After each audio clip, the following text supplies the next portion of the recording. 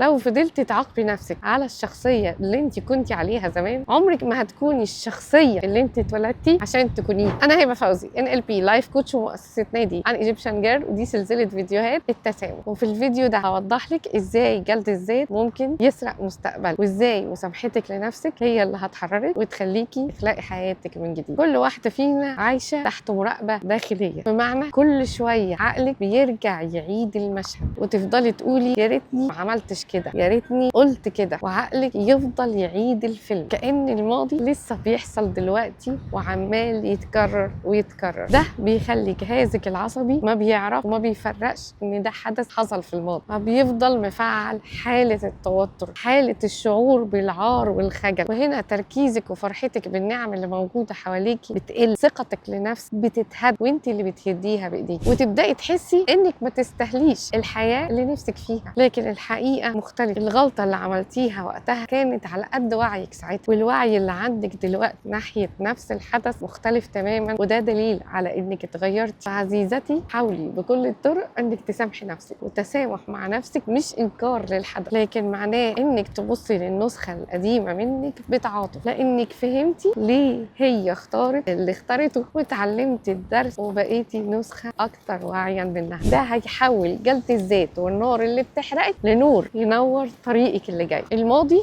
مش لازم يختفي، ينفع ناخد منه الدروس المستفاده ونمشي عشان ما يتحولش لسجن مؤبد لينا. لو مستعده تحرري نفسك تقولي انا بختار نفسك، وما تنسيش تتابعي سلسله التسامح، عشان هنا بنبني سوا الشخصيه اللي قادره تخلق الحياه اللي طول عمرك بتتمنيها، مش اللي بتتفرض عليكي. وبس خلاص.